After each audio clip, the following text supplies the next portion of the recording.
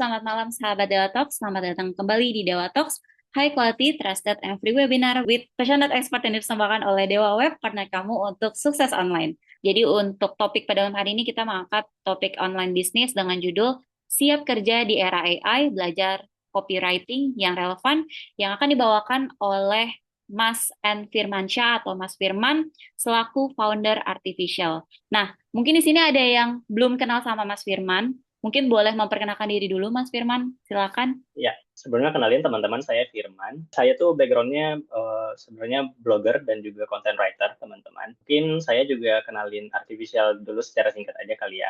Saya bikin Artificial tuh pengen bikin semacam wadah buat teman-teman yang pengen belajar soal AI gitu ya. Visi utama dari Artificial ini pada saat saya bikin itu adalah pengen memperkenalkan AI ke sebanyak mungkin orang. Saya pengen orang-orang tuh tahu bahwa AI itu nggak cuma ChatGPT atau Gemini atau Grok kayak gitu. Itu ada banyak sekali yang bisa kita manfaatkan, yang bisa kita lakukan dengan AI ini kayak gitu. Oke, nah kurang lebih kayak gitu ya teman-teman ya. Tadi Mas Firman udah memperkenalkan diri dan sudah menjelaskan juga apa sih artificial itu. Karena aku yakin ya Mas Firman udah pada nggak sabar ya teman-teman ya. Untuk Mas Firman mungkin waktu dan tempat aku persilakan. Selamat belajar teman-teman. Ya, di kesempatan kali ini mungkin bisa dibilang saya pengen sharing aja beberapa update seputar dunia copywriting. Karena ini sebenarnya adalah sebuah bidang, sebenarnya si copywriting ini adalah sebuah bidang yang sudah saya geluti, itu udah cukup lama sebenarnya, karena basic saya di dunia kerja itu memang sebagai content writer dan juga copywriter sebenarnya. Jadi, tapi semenjak hadirnya AI, itu jujur teman-teman, cara saya bekerja itu tidak lagi sama, bisa saya bilang kayak gitu ya. Oke, jadi pada kesempatan ini mungkin nggak akan semua hal soal copywriting itu saya bahas ya, karena kayaknya bakal makan waktu cukup lama gitu ya, bakal panjang gitu kalau misalnya kita bahas semuanya. Jadi di sini kita bakal bakal belajar soal realitas baru yang tercipta gitu ya di dalam dunia copywriting sejak hadirnya AI, terutama generative AI gitu. Lalu kita juga mungkin nanti akan kita bahas juga soal fundamental copywriting, lalu ada juga soal cara pakai AI buat copywriting itu kayak gimana. Dan kalau misalnya nanti waktunya cukup, saya akan coba share tips buat bikin portofolio sebagai copywriter maupun content writer gitu ya, yang jadi membuka pintu gitu ya, membawa saya untuk jadi dapat klien dan dapat kerjaan dari luar negeri gitu ya. Nah, tapi sebelum itu boleh di next.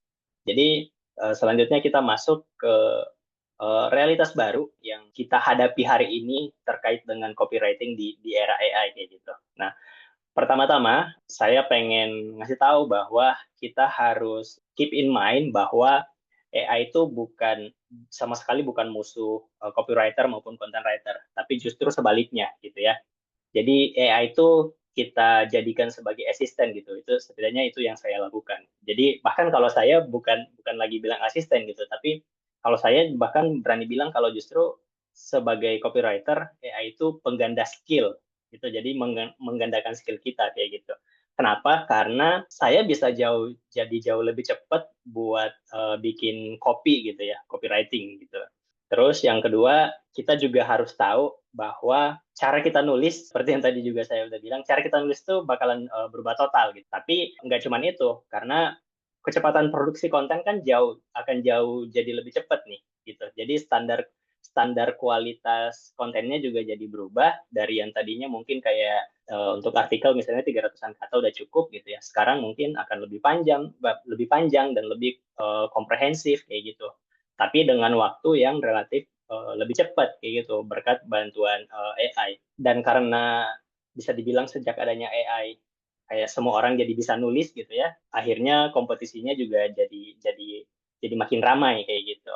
Nah, gitu. Tapi ada tapinya juga nih. Jadi gara-gara semenjak adanya AI, jadi ada masalah baru juga yang muncul kayak gitu. Jadi nggak melulu soal positifnya, ada juga masalah yang mungkin muncul. Kayak misalnya konten yang dihasilkan, mungkin teman-teman udah mulai lihat di medsos atau di artikel di mana-mana, konten-konten tuh jadi terlalu kelihatan kayak generik gitu. Jadi terlalu biasa banget gitu, terlalu surface-nya doang yang kelihatan. Terutama untuk informasi yang sifatnya artikel yang sifatnya informasional kayak gitu ya. Terus ya itu tadi informasinya tuh sifatnya hanya sebatas surface-nya aja gitu. Jadi menjamur di mana-mana, tapi justru kayak insight, terus deep dive-nya kayak gitu di kontennya itu jadi sangat minim. Jadi kelihatan banget itu copy atau konten itu jadi terlihat biasa dan terkesan bahwa si tulisan ini tuh kayaknya nggak paham sama audiens atau bahkan kayak lack of strategy gitu ya. Jadi itu jadi sangat kelihatan gitu. Dan itu justru bikin sebuah copywriting atau tulisan tuh jadi nggak ada artinya, jadi meaningless gitu. Sayangnya itu adalah realitas yang sedang kita hadapi sejak ChatGPT booming sampai dengan hari ini, terutama dalam konteks copywriting. Maka dari itu, ini ada 3 hal penting yang mesti kita perhatikan. Yang pertama, ini adalah riset. Tadi sudah saya sebut juga, risetnya harus harus lebih dalam, jauh lebih dalam lagi, deep dive, sedalam mungkin untuk risetnya. Kemudian yang kedua, positioning. Jadi kita harus tahu sebagai brand atau person di sini itu tuh positioningnya di market itu seperti apa. Jadi itu harus jelas dulu gitu. Lalu yang ketiga psikologi. Karena kalau misalnya nyuruh AI buat buat nulis doang itu kan sebenarnya gampang ya gitu ya. Tapi yang bisa bikin itu terlihat menjual dan kena di pasar atau di market gitu ya, yang kita target ya itu tadi gitu. Kita harus tahu risetnya dalam-dalam, positioningnya gimana, lalu gimana caranya menangin si audiens tadi itu dengan pendekatan psikologi kayak gitu. Dan di poin ini saya pengen nyampaikan pesan satu bahwa kalau bisa jangan sekali-kali bikin nyuruh ChatGPT bikin copy atau ChatGPT atau AI lainnya lah kayak gitu ya. Terus langsung di copy paste gitu aja. Sebaiknya jangan mau itu buat artikel, caption atau apapun. Kalau bisa pastikan untuk teman-teman baca dulu, baca ulang, resapin dulu isinya, posisikan teman-teman sebagai pembaca gitu ya, bukan penulis. Jadi posisikan diri sebagai pembaca, lalu kalau bisa di rewrite gitu. Kenapa? Karena setidaknya sampai hari ini tulisan yang dihasilkan AI itu sangat-sangat kelihatan ya. Setidaknya sampai hari ini tuh kelihatan banget dan terutama kalau teman-teman misalnya punya basic nulis dan sering baca jawaban dari AI itu tuh pasti langsung punya feel bahwa sebuah tulisan tuh AI generated atau enggak gitu. Dan biasanya respons orang normal, respons saya sih biasanya kalau misalnya lihat konten yang fully AI generated itu langsung kayak wah ini mah AI terus langsung saya skip aja kayak gitu. Nah kita kan tidak mau bikin konten yang sia-sia kayak gitu ya. Jadi tapi kalau kita melakukan yang tadi saya bilang itu, potensi konten kita buat skip itu akan sangat tinggi karena orang-orang tuh udah lumayan jengah lah kayak gitu untuk lihat konten yang banyak tapi AI generated, tidak ada feel yang kita rasain gitu ya, kayak gitu. Selanjutnya next. Oke. Nah, di sini kita masuk ke pembahasan yang lebih dalam, tapi juga sekaligus sangat dasar, yaitu fundamental dari copywriting itu sendiri. Jadi sebenarnya teman-teman pada dasarnya copywriting itu simple karena hanya ada 3 elemen yang wajib ada di dalam copywriting itu yang bakal menentukan apakah si orang ini mau mengambil keputusan atau ngambil tindakan atau action gitu ya sama copy yang kita bikin gitu. Jadi yang pertama itu ada audience clarity atau siapa yang mau kita ajak ngomong lewat lewat copywriting yang kita bikin. Jadi siapa audiens kita, siapa target market kita, kayak gitu. Jadi terus yang kedua over clarity atau apa yang kita tawarkan ke mereka tadi si audiens ini. Jadi itu juga cukup penting kayak gitu. Kemudian yang ketiga outcome clarity atau hal apa yang kita janjikan bakal mereka dapatkan ketika ketika mereka udah mengiyakan penawaran atau offer dari kita kayak gitu. Misal saya ambil contoh kayak misalnya audiens kita misalnya adalah orang-orang profesional yang lagi nyari domain dan hosting misalnya ya. Over clarity-nya apa? Oh, kita nawarin buat misalnya semua orang yang beli hosting itu udah langsung dapat gratis domain misalnya. Jadi nggak perlu beli domain dan beli hosting. Pokoknya kalau udah beli hosting, domainnya udah pasti gratis kayak gitu. Outcome-nya ya kayak orang yang beli hosting di Dewa Web misalnya nggak perlu lagi beli domain karena Kalau misalnya hostingnya diperpanjang terus, hosting di situ, ya otomatis domainnya juga ikut diperpanjang tanpa ada biaya tambahan, misalnya seperti itu. Nah, tapi terus pertanyaannya, terus gimana caranya buat bikin kopi yang bisa mencakup tiga hal yang fundamental ini? Nah, jawabannya mungkin ada di slide berikutnya, boleh di next. Jadi jawabannya kita pakai yang namanya framework, atau simpelnya rumus buat bikin copywritingnya. Sebetulnya sudah cukup banyak sekarang framework yang kita bisa pakai gitu ya. Tapi buat saya pribadi tiga rumus ini, AIDA, PAS atau PAS dan For You Hook itu adalah tiga framework yang paling simpel tapi juga cukup powerful gitu ya buat dipakai gitu. Di sini mungkin saya nggak menjelaskan lebih detail soal ini satu persatu karena sebetulnya nanti teman-teman bisa bisa cari sendiri soal framework ini. Nanti teman-teman bisa nanya ke ChatGPT, Gemini, atau yang lainnya. Tapi yang pasti, tiga framework ini adalah yang cukup populer untuk saat ini di dunia copywriting, terutama yang AIDA ya sebenarnya. Karena itu tadi, mereka sangat simple tapi juga powerful kayak gitu. Cuman, semenjak adanya AI, framework ini tuh sebenarnya kan jauh lebih gampang ya buat buat direplikasi, buat diimplementasikan kayak gitu. Karena kan kita tinggal sekarang tuh kita tinggal nyuruh aja AI buat buat kita suruh buat bikin copywriting dengan framework A, B, C dan seterusnya gitu terus udah deh jadi gitu ya. Karena itu next. Jadi tadi karena kita lagi menjalani realitas baru di dunia copywriting, jadi penting untuk sekarang ini kita punya skill yang lebih dari sekedar bisa mengimplementasikan framework copywriting buat menarik pelanggan atau audiens gitu ya. Jadi skill ini teman-teman menurut saya itu perlu dilatih sendiri. Jadi harus dibiasakan sampai akhirnya teman-teman bisa dapat feel-nya. Jadi harus dipelajari dan diselaraskan dengan brand voice atau positioning brand brand atau produk yang mau kita jual gitu. Yang pertama tadi udah di-mention juga kita harus riset dulu audiensnya. Kenapa ini sangat penting? Karena rasanya percuma banget kalau kita tuh udah bikin copywriting yang bagus, misalnya udah keren nih, udah oke banget nih, tapi ternyata salah sasaran gitu ya. Kayak misal kita mau jualan produk kecantikan, tapi ternyata targetnya laki-laki gitu ya, itu kan agak agak jauh gitu. Kita harus pastiin dulu, kita udah nentuin audiensnya, kita harus riset dulu mulai dari umur, mungkin occupation dan juga kayak bahasa yang digunakan itu juga cukup penting kayak gitu. Jadi sedetail mungkin itu lebih bagus gitu ya. Dan kita juga bisa nanya ke AI, ke ChatGPT, Gemini dan sebagainya gimana cara riset audience tuh yang proper gitu, yang baik dan juga detail kayak gitu.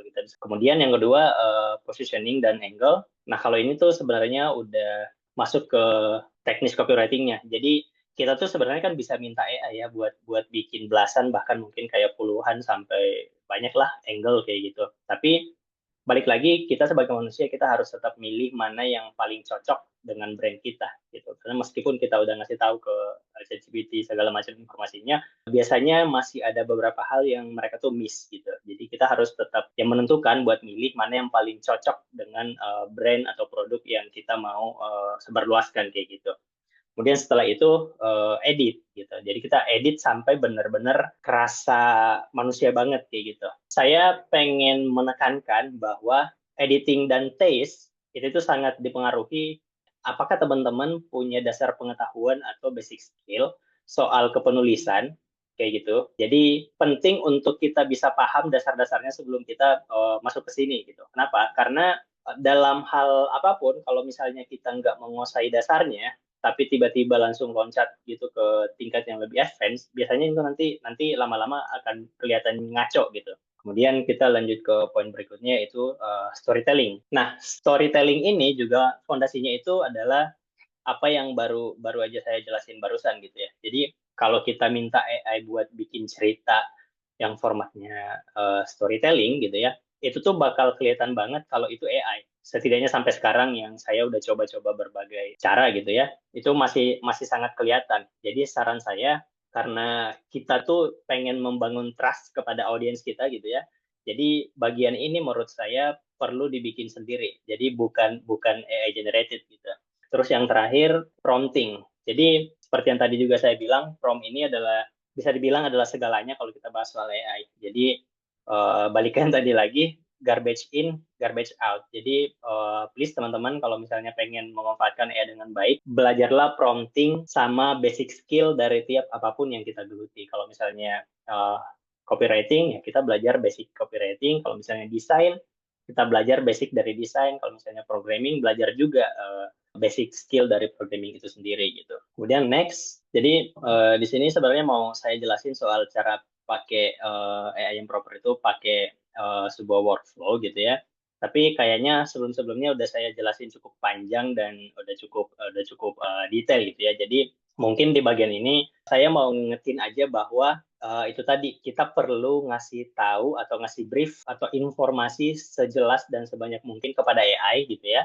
Jadi kita kasih kayak brand message gitu, brand voice, positioning, product knowledge itu sangat penting juga, termasuk juga kayak harga-harga dan sebagainya gitu ya. Nah, setelah itu semua udah kita kasih, nah baru kita tinggal nyuruh si AI-nya itu buat bikin copy dengan format atau framework yang nanti kita pengen. Jadi nanti teman-teman bisa lihat kalau misalnya kayak tadi briefnya itu jelas gitu ya, detail-detail yang diperlukan itu kita udah kasih ke AI-nya, itu nanti teman-teman bisa lihat hasilnya itu bakal jauh-jauh lebih baik dibandingkan kita cuma langsung dibikinin copywriting ya, tapi dengan informasi yang seadanya atau bahkan minim banget gitu ya.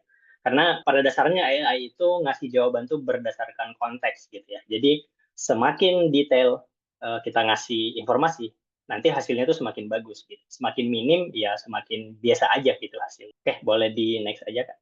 Ya, ini ada beberapa prompt sebenarnya yang bisa dicoba. Nah, di sini tuh ada prompt buat brand awareness. Lalu next, ya ini ada copy yang minta permintaan angle gitu ya.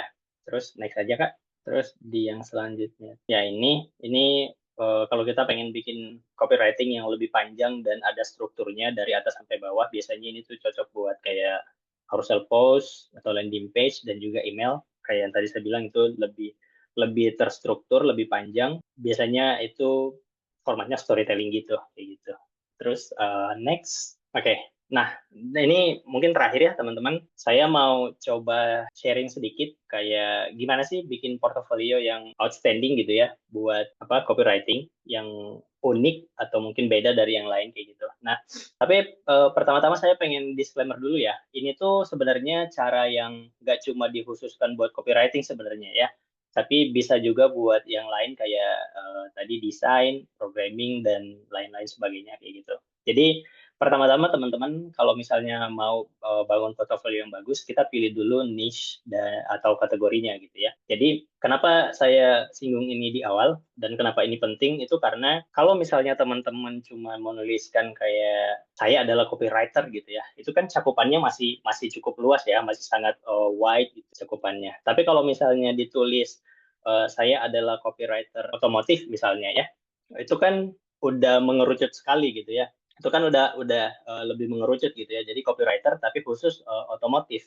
Jadi itu kalau misalnya udah kayak gitu, orang-orang tuh udah langsung ngeh gitu. Kalau misalnya saya butuh copywriter tapi yang khusus otomotif itu langsung top of mind-nya tuh udah langsung ke kita gitu.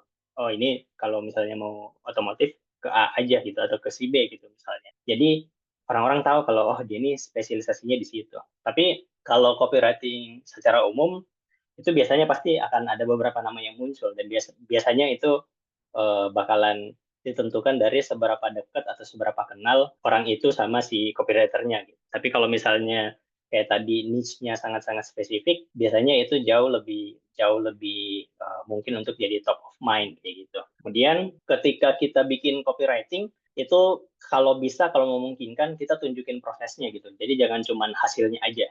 Jadi misalnya kita bikin breakdown-nya, problem audiensnya apa, angle-nya apa, dan kenapa kita pilih angle itu, gitu ya. Jadi, kenapa kita jelasin juga kenapa kopinya kayak gitu, dan seterusnya. Jadi, dari situ bisa jadi juga kelihatan juga nih sama si calon klien atau recruiter gitu, mereka bisa ngelihat gimana cara berpikir kita sebagai copywriter gitu. Jadi, kalau misal juga mau ngebedah copywriting yang udah ada, itu juga boleh tuh. Jadi kalau misal landing page-nya Dewa Web gitu, teman-teman lihat-lihat terus kayak mikir kayak kayaknya bisa dibuat lebih bagus lagi nih misalnya kayak gitu. Nah itu bisa dibikin juga jadi bentuknya komparasi gitu. Atau kalaupun misalnya mau bikin from scratch gitu ya, perbandingan antara kopi yang biasa atau generik versus kopi yang oke gitu ya, versi kita gitu. Tapi di niche atau kategori khusus gitu. Dan kalau bisa, yang tadi saya jelasin itu breakdown-nya, detail-detailnya itu kalau bisa teman-teman itu taruh di website khusus gitu. Jadi website yang memang isinya khusus portofolio teman-teman semua di situ gitu ya. Jadi biar kalau misalnya ada yang pengen lihat, mereka bisa langsung lihat secara live gitu. Itu jauh lebih gampang dan itu yang udah saya coba juga selama bertahun-tahun belakangan ini gitu. Dan terakhir tentu saja jangan lupa kasih disclaimer kalau misalnya di sini teman-teman tuh pakai AI buat apa namanya eksplorasi ide aja gitu. Tapi untuk kopinya itu dibuat dan diedit secara manual. Itu tuh sekarang jadi hal yang cukup penting ya teman-teman karena sekarang ini banyak orang yang beneran cuma copy paste aja gitu dari AI tanpa ada human touch-nya lagi gitu. Jadi itu tadi ya taruh di website biar bisa diakses dan dilihat kapan aja oleh calon klien dari teman-teman atau mungkin recruiter juga gitu ya. Terus next di bagian ini saya cuma pengen recall lagi aja bahwa profesi copywriting itu masih dan akan terus relevan karena mau gimana pun bisnis tuh tetap masih butuh sesuatu yang bisa bikin orang buat mengambil tindakan, buat action gitu. Dan selain itu di sini AI juga saya pengen tekankan di sini bahwa AI itu cuma alat bantu gitu ya. Jadi AI itu cuma teman kita buat brainstorming, teman kita buat nyari jawaban yang lebih cepat gitu ya. Tapi kalau urusan strategi, pengambilan keputusan, dan urusan taste, itu tuh semuanya sebaiknya balik lagi ke manusianya karena hal-hal itu belum bisa dilakukan sama AI sebenarnya. Dan juga terakhir yang barusan banget soal portofolio itu sangat penting biar orang tuh tahu kita ini siapa dan seperti apa hasil karya kita, apa yang kita sedang lakukan kayak gitu. Next, kita adalah manusia gitu ya. Dan kita tuh juga kan menargetkan manusia sebagai audiens kita, calon pelanggan kita gitu ya. Dan karena itulah human touch itu bisa dibilang buat saya itu adalah segalanya. AI itu nggak bisa tersentuh dan merasakan apa yang dirasakan sama manusia gitu ya. Mereka tuh nggak punya feel itu, nggak punya conscious itu gitu ya. Tapi kita sesama manusia ya itu bisa gitu saling menyentuh. Dan kalau misalnya mereka udah tersentuh gitu ya dari copywriting yang kita bikin atau storytelling yang kita bikin, itu mereka akan willing to pay apa yang kita tawarkan ke mereka. Jadi itulah kenapa buat saya sampai hari ini sangat-sangat penting human touch itu. Makanya jangan sekali-kali copy paste doang dari ChatGPT terus langsung dilempar ke Instagram, dilempar ke blog, ke website dan sebagainya. Harus selalu libatkan manusia di dalamnya untuk nge-review, ubah sudut pandang jadi audiens, rewrite, lempar dulu mungkin ke teman atau ke tim untuk nge-review apakah ini udah kayak tulisan manusia atau masih kerasa kayaknya ini masih AI gitu ya. Tuh harus terus dilatih sampai akhirnya jadi copywriting yang sempurna kayak gitu. Mungkin sekian aja dari saya dan terima kasih. Oke, teman-teman, mungkin itu aja yang bisa aku sampaikan di webinar pada malam hari ini. Sekali lagi terima kasih teman-teman semua dan sampai ketemu di webinar selanjutnya. Selamat malam, terima kasih. Hai sahabat Dewa Web, video ini merupakan tayangan ulang webinar Dewa Talks yang telah diadakan beberapa waktu lalu. Kalau kamu tertarik dengan tayangan ulang webinar ini, yuk jangan sampai ketinggalan untuk ikutan webinar selanjutnya. Nantinya, selain bisa bertanya secara langsung kepada para pembicara, kamu juga bisa mendapatkan e-certificate dan juga door prize dari Dewa Talks. Mau ikutan? Caranya gampang banget. Kamu bisa langsung aja daftarkan diri kamu di dewatalks.com. Setelah itu, kamu akan terdaftar sebagai peserta webinar Dewa Talks. Eits, tenang aja, webinar ini gratis dan gak dipungut biaya sama sekali. Tunggu apa lagi? Yuk, jangan sampai ketinggalan dan aku tunggu kamu di webinar Dewa Talks selanjutnya. Cari hosting yang aman, Dewa Web.